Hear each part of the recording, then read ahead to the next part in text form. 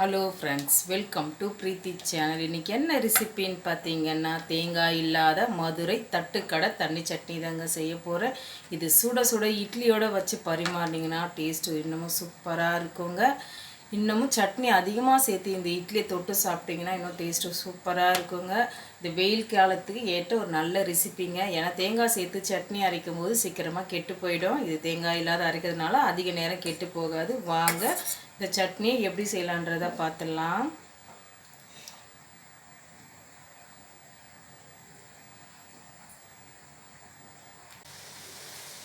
தண்ணி சட்னி செய்ய பார்த்தீங்கன்னா ஸ்டவ் ஆன் பண்ணி கடாய் வச்சாச்சு. 2 ஸ்பூன் அளவுக்கு எண்ணெய் சேர்த்துக்கலாம். 5 பச்சை மிளகாவை இதோடு சேர்த்துக்கிறேன். வாஷ் பண்ணிவிட்டு நீல வாக்கில் கட் பண்ணி சேர்த்துருக்கேன். இது கூடவே 6 பல்லு பூண்டையும் சேர்த்துக்கலாம்.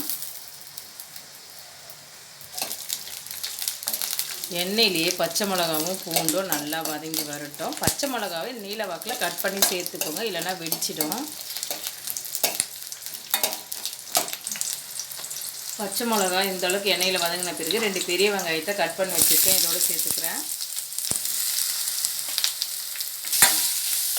வெங்காயம் நல்லா வதங்கி வரட்டும்.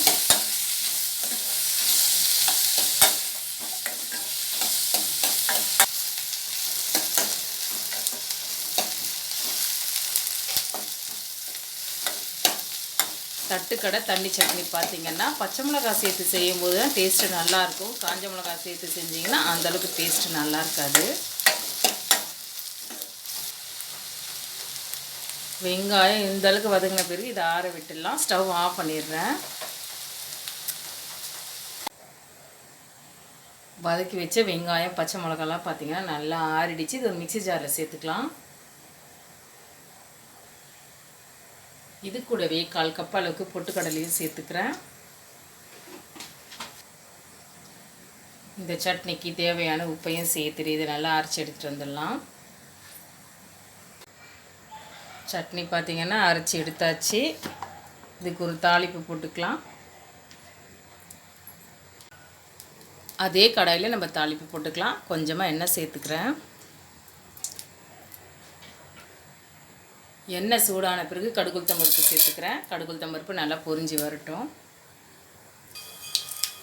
கடுகுளுத்தம் பருப்பு பொரிஞ்சு வந்துடுச்சு. 2 வரமிளகாவை இதோடு சேர்த்துக்கிறேன். இது கூடவே கருவேப்பிலையும் கொஞ்சமாக சேர்த்துக்கலாம். 10 சின்ன வெங்காயத்தை பார்த்திங்கன்னா பொடியாக கட் பண்ணி வச்சுருக்கேன், இதோடு சேர்த்துக்கிறேன்.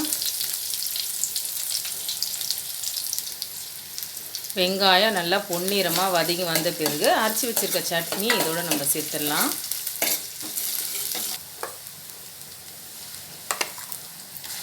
சட்னியை சேர்த்துட்டு ஜாரில் கொஞ்சமாக தண்ணி சேர்த்து இதோடு சேர்த்துக்கிறேன். வெங்காயமும் உடச்சக்கல்லையும் சேர்த்து சட்னி அரைச்சதுனால கொஞ்சமாக கெட்டிப்படும். இன்னும் கொஞ்சம் நம்ம தண்ணி சேர்த்துக்கலாம். இது அப்படியே ஒரு கொதி வரட்டங்க. கொதி வந்த பிறகு நம்ம ஸ்டவ் ஆஃப் பண்ணிடுறோம்.